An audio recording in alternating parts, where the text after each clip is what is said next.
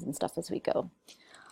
All right, so we'll walk through how to activate a volunteer once we've done both the coach interview, we've scheduled it and completed it. So at that point, you'll click into their record. I always like to right click so I don't lose this main report, but that's totally up to you.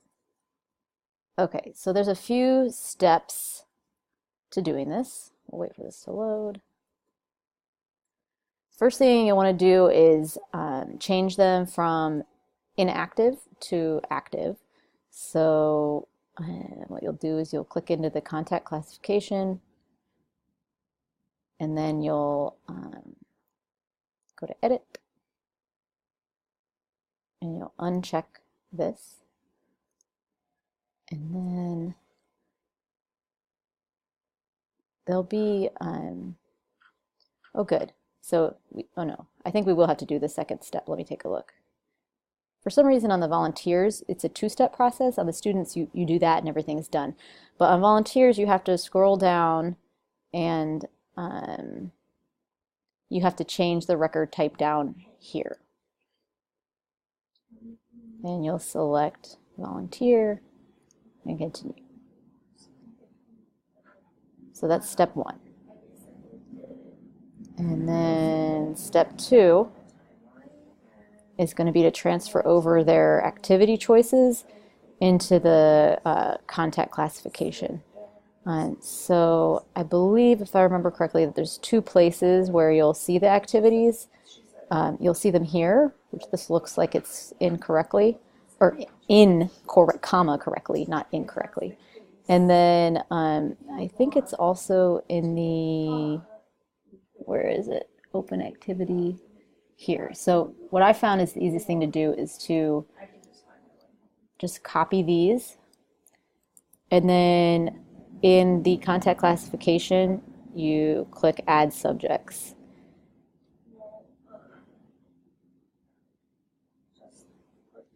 And I just, for reference, paste them down here, and then I just pull them over. And this hopefully is just a temporary step that we have to do, but right now we can't get Fluid Review to pop these in automatically.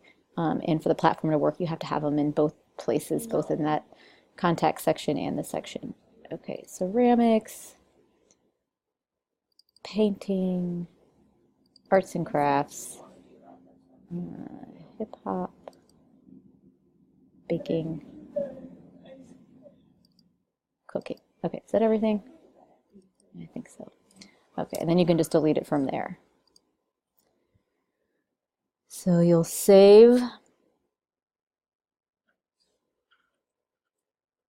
And the last step, we'll click back into the contact, will be to invite them to the platform. And the way we do that, and this is currently being automated, in the process of being automated by our developers, but it's not done yet. So in the meantime, you'll go to Enable Customer User, and then you'll select Customer Community Login User Clone, which there's a lot of options and they're all really similar, but this is the one. I'll see if the Echo team can kind of hide the other ones. And then once you do that, I'm just going to scroll down. Looks like everything is populated. As soon as you do that, she should get an email to this email address letting her know that she can sign in. This is going to be her username, and she'll be invited to create a profile. So that is the last step. Molly, yes. There's one more that I noticed. Okay, good. We should have everybody do. Yes. So clicking back into the regular contact. So address. So if you see the, the mailing address. So traditionally you need to go to household. Click household. Click on edit billing address. And this is another thing that the Echo team has identified as a problem, and they are automating this process as well. So you're right. For now, we should do this. Okay, so, and then go back into the regular contact. So it looks like in the household it was already standardized, so it might just be that you need to go to edit mailing address and then standardize it ourselves there. Okay. Hopefully that works. Just so it shows up in the actual match. Yeah, totally. And one thing that I'm going to do is now that we created her, after this call, I'll go ahead and it looks like it at least has the information down here of geocoded, so it looks good. But at this point, we can kind of log in as her and see what she sees. So hopefully everything will be working from her end in terms of her profile. So we can go to find in-home lesson. And I'd even maybe go as far as to add one more step. Okay, cool. All right, so it looks like she has results coming up, which is good. Okay, and then you had one more step. What was your, let me try to go back. And it's kind of twofold. Okay. So for Los Angeles folks, adding the region, so whatever, obviously you'll know if it's someone in your region based off the report, but adding that down below edit mailing address. Okay, cool. With Treese, it doesn't matter because she's in San Francisco, so that's not as important. But for LA, it's important for the report that they label everybody 1, 2, or 3, depending on who the program manager is, and they'll know that. Okay, perfect. Good call. But for Bay Area, it doesn't matter. And then the other part of that, in my opinion, I think it's important to clarify on the open activity who it's assigned to. So it has created an open activity, but I think it should be assigned to the program manager, just so there's a record for if anybody in the future is trying to see who was in contact with her and stuff, that we just assign it, the program manager assigns it to themselves. Okay, that's a good idea. Okay, cool. So some notes about who it's assigned to, and whatever else would be helpful here. And then the subject, I usually just put new volunteer.